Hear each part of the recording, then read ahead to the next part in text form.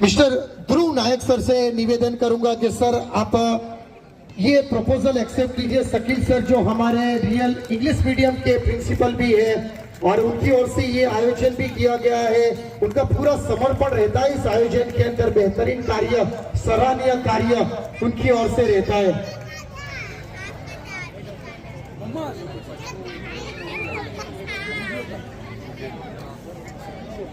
देखिए head of the department है Shakeel sir और सभी सीजन के अंदर उन्होंने बेहतरीन काम किया है, अपने पूरा वक्त दिया और सभी गेमों को शेड करना, वो चाहे इंडोर गेम हो या ग्राउंड की गेमें हो, उनको भी उन्होंने बेहतरीन अंदाज में मैनेज किया। अब आगे की कारभार संभालेंगे सरफराज भाई शेख से मैं निवेदन करूंगा कि सरफराज भाई उनका स्वागत करेंगे फूलों के साथ। देखिए उपस्थित तालियां बजनी चाहिए भाई, ये तालियां जब जोरों शोरों से बजेगी तो भी उनको, मेहमान को भी लगेगा कि उनका स्वागत अच्छे अंदाज में हुआ है। और मौलाना खालिद साहब से निवेदन है कि वो भी स्वागत करेंगे। अपना नवसारी में नाનું એવું નવસારી શહેર છે, એમાં પણ દર મહિને સાયબર ક્રાઇમમાં 1 થી 1.5 કરોડ રૂપિયા જાય છે દર મહિને ફ્રોડ દ્વારા। તો હવે આના પર આપણે એટલે તમારા નુરાની સ્પોર્ટ્સ ક્લબ દ્વારા જે આયોજન કરવામાં આવ્યું છે અને નવસારી સાયબર ક્રાઇમ ટીમને જે આમંત્રણ આપવામાં આવ્યું છે એ બદલ હું ખૂબ ખૂબ આભાર માનું છું બધાનો। અને સૌ પ્રથમ પહેલા તો મેઇન વસ્તુ એ તમારે સમજવી જોઈએ કે તમારી જોડે આ જે સાયબર ક્રાઇમની ફ્રોડ થવાનો જે બનાવ બને છે એ 100% કોઈ બી માણસ સાથે બની શકે, આમાં પોલીસ પોતે પણ શિકાર બની શકે એવું જણાવવામાં આવે છે અને એવું થાય છે। તો કાળજી શું રાખવી જોઈએ, અવેરનેસ સ્ટેપ્સ તમારા માટે જરૂરી છે, એટલા માટે અમે અત્યારે અહીંયા ઉપસ્થિત થયા છે। હવે શું કરવું જોઈએ તો કે તમારી જોડે કોઈ પણ પ્રકારનો ફ્રોડ થાય અથવા તો કોઈ પૈસાને લગતો હોય, સોશિયલ મીડિયાને લગતો હોય, ફેક એકાઉન્ટ બન્યું હોય અથવા કોઈ પણ રીતે તમને સમજ નથી પડતી અને મોબાઈલ કે કોમ્પ્યુટર રિલેટેડ કોઈ તમારી જોડે છેતરપિંડી થાય છે તો 1930 નંબર આપેલ છે, એ 1930 નંબર પર કોલ કરવાનો રહેશે।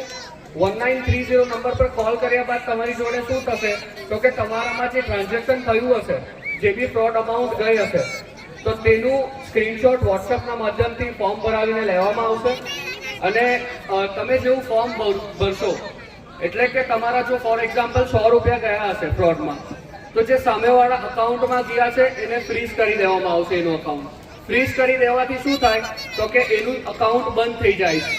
બંધ થવાના કારણે એ આગળ ટ્રાન્ઝેક્શન કરી શકતો નથી અથવા તો ઉપાડી શકતો નથી।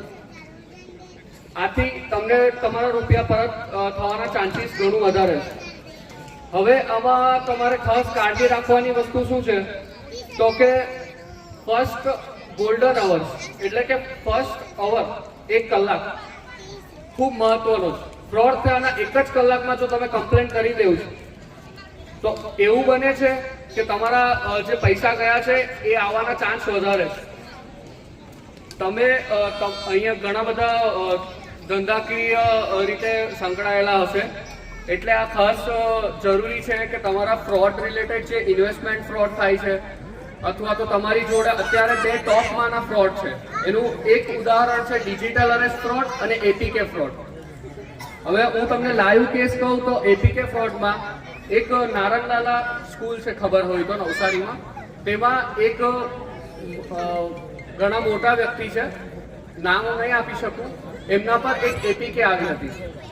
હવે એ એપીકે એમણે ઓપન કરી દીધી, જેવી એમણે ઓપન કરી એટલે એમનો ફોન હેક થઈ ગયો। હેક થયા બાદ એના જ આખા ગ્રુપ જે કોલેજનું હોય એમાં જતી રહી।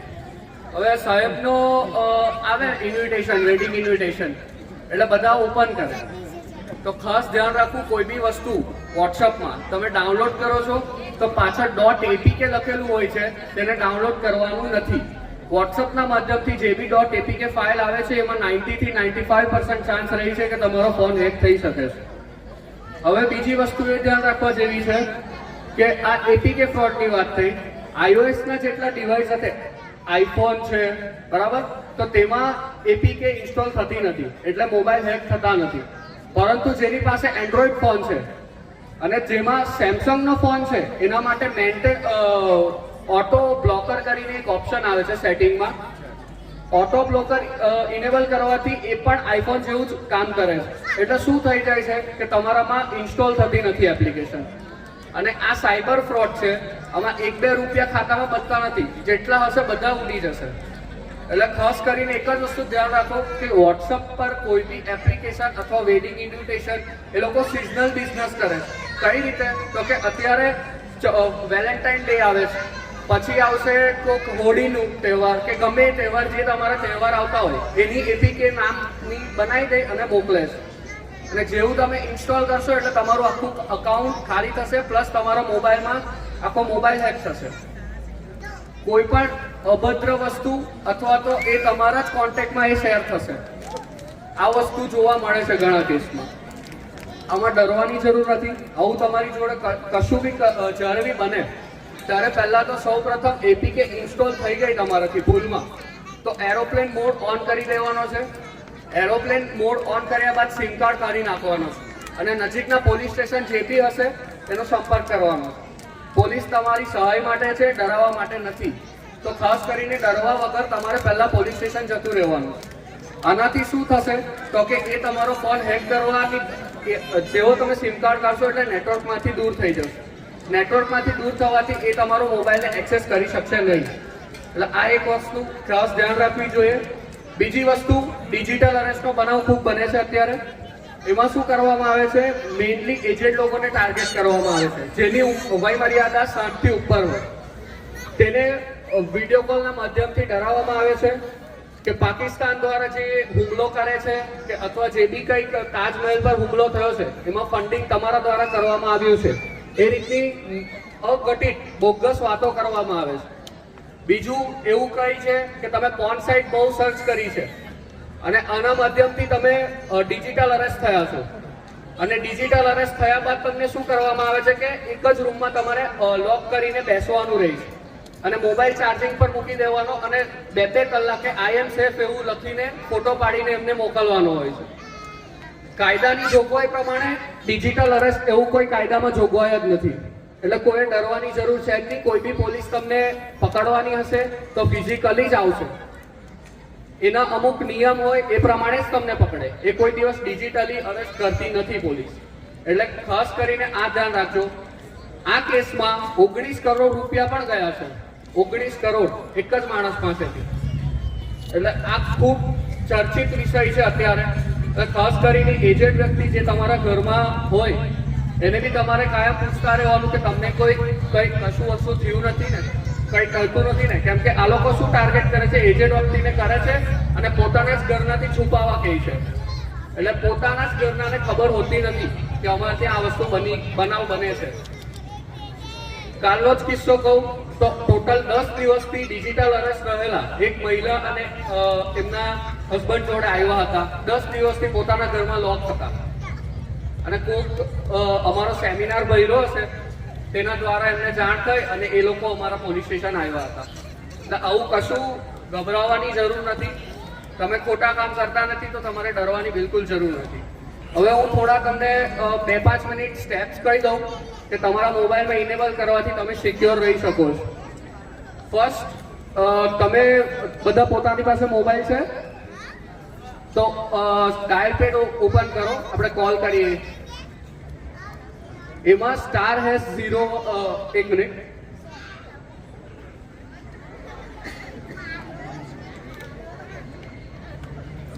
બધા પોતાનો મોબાઈલ ઓન કરશે ડાયલ પેડમાં અને હું તમને જે નંબર આપું એ ડાયલ કરવાનો રહેશે. એનાથી આપણે ચેક કરી શકશું કે આપણા મોબાઈલમાં કોલ ફોરવર્ડિંગ થાય છે કે નથી.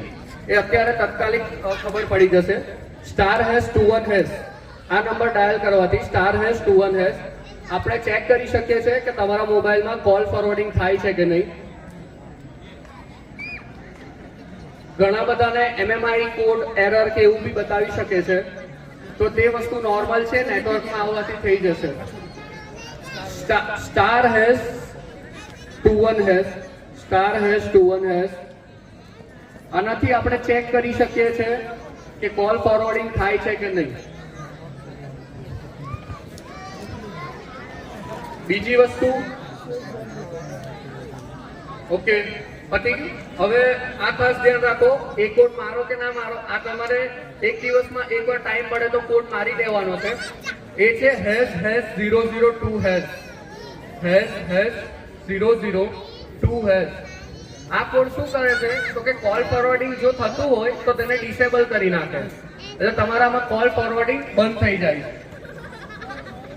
#002#. આ નંબર ખાસ ધ્યાન રાખજો, આ ખૂબ જરૂરી છે. બીજી વસ્તુ, ઘણીવાર કોઈકના ધંધો ચાલુ હોય કે કોઈ શોપ હોય તો તેના પર કોઈક અનનોન માણસ અથવા નાનું છોકરું આવે છે અને એવું કહે છે કે મારે મારા ફાધર કે મધરને કોલ કરવાનો છે, અને એ આપણી પાસે મોબાઈલ લઈ છે આપણો, અને ડાયલ કરીને ખાલી એટલું જ કહે છે કે હા હું પહોંચી ગયો છું, આ રીતે વાત કરે છે. અને એટલામાં પછી થોડા સમય પછી એના અકાઉન્ટમાંથી પૈસા કપાય છે. આ કઈ રીતે પોસિબલ બને છે તો કે એ અમુક કોડ આવે છે તે ડાયલ કરે છે અને એના નંબર પર ફોરવર્ડ કરી લે છે મેસેજ અને કોલ. આ કોલ ફોરવર્ડિંગ અને મેસેજ ફોરવર્ડિંગને બચાવવા માટે આ તમને જે કોડ કીધો એ ઉપયોગી છે. હવે બીજું, વોટ્સઅપ પર તમે જે પ્રાઇવસી સેટિંગ રાખો છો એમાં એડવાન્સમાં જવાનું છે. વોટ્સઅપના પ્રાઇવસીમાં એડવાન્સમાં, વોટ્સઅપ પ્રાઇવસી અને એડવાન્સ નીચે હશે, સ્ક્રોલ કરશો એટલે તેમાં 3 બટન જે છે એ ઇનેબલ કરી દેવાના છે, જેનાથી તમારું વોટ્સઅપ હેક થતું બચી જશે. વોટ્સઅપમાં એડવાન્સમાં જવાનું છે પ્રાઇવસીના માધ્યમથી. WhatsApp privacy advance.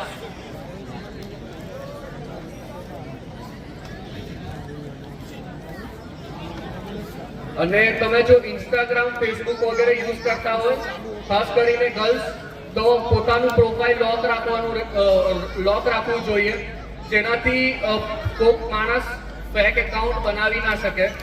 અને ઘણીવાર અમારે ત્યાં એવા કેસ બી આવે છે કે છોકરા છોકરીનું રિલેશન હોય છે અને પછી બ્રેકઅપ થાય છે, બ્રેકઅપ બાદ પોતે ફેક એકાઉન્ટ બનાવી દે છે અને ફેક એકાઉન્ટથી બ્લેકમેલિંગ અને પૈસા માંગવાના ધંધા ચાલે. તો આવાની 3 વર્ષની જેલની સજા થાય છે. અને જો તમારા મોબાઈલમાં ચાઇલ્ડ પોર્નોગ્રાફી કે કોઈક ન્યૂડ કન્ટેન્ટ મળી જશે તો બી 5 વર્ષની જેલની સજા થતી હોય છે ખાસ કરીને, એટલે આ બી વસ્તુ રાખવી જોઈએ નહીં. બીજી વસ્તુ કે વોટ્સઅપમાં ઓટો ડાઉનલોડ મોડ બી બધા ઓન રાખે છે. વાઈફાઈ, મોબાઈલ ડેટા પર બધું ઓટોમેટિક ડાઉનલોડ થાય છે, ઓડિયો, વિડીયો, ઇમેજ, ડોક્યુમેન્ટ્સ. તો આ બધુંને ડિસેબલ કરી દેવું જોઈએ. અને 2FA એટલે 2 ફેક્ટર ઓથેન્ટિકેશન અથવા 2 સ્ટેપ વેરિફિકેશન ઓન કરી દેવાનું રહેશે.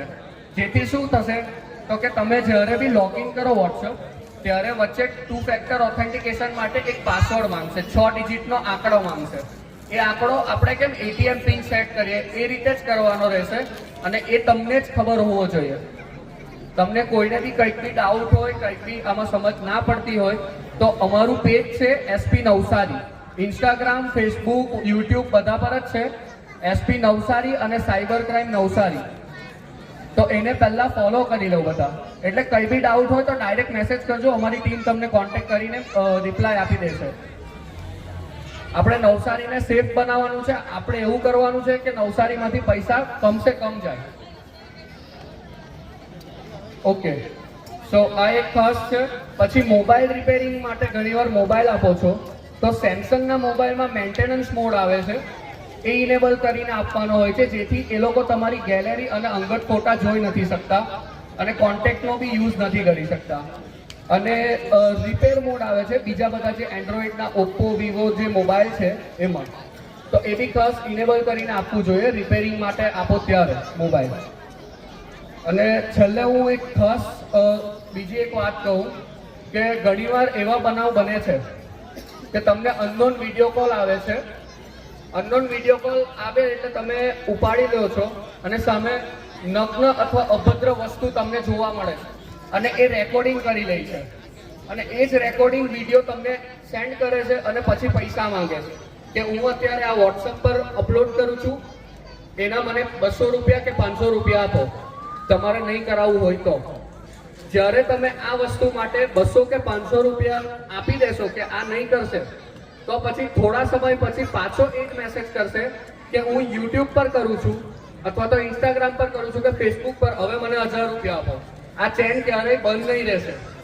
જો તમારી જોડે આવું કશું બી થાય, કોઈ બી છોકરી હોય, દીકરી હોય, મા હોય, બહેન હોય અથવા તો કોઈ બી ભાઈ હોય, તમારી જોડે આ વસ્તુ થાય તો આપણી સરકાર દ્વારા એક વેબસાઇટ છે, તો હું એ વેબસાઇટનું તમને કહું કે stopncii.org.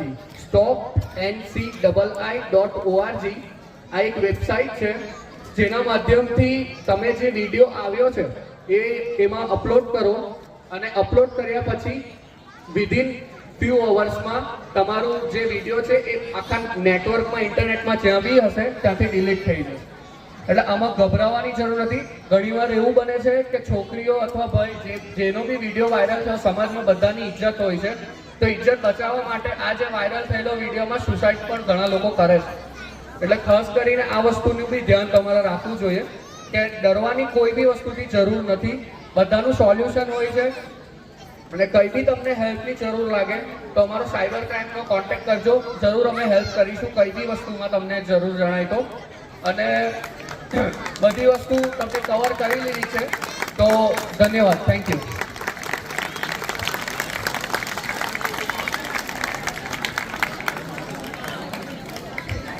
ખૂબ જ સરસ વાત કરી છે સરે અને સારું ઇન્ટ્રોડક્શન આપ્યું છે યંગસ્ટરો માટે. એમના બદલ ખૂબ ખૂબ ધન્યવાદ એમનો પણ કે સરસ વાત કરી છે. અરે હવે ગેમની તરફ આગળ વધીએ. ફાઇનલ મેચ થોડીક ક્ષણોમાં શરૂ થઈ જવાની છે. હવે બંને ટીમોને નિવેદન છે કે જલ્દથી જલ્દ મેચ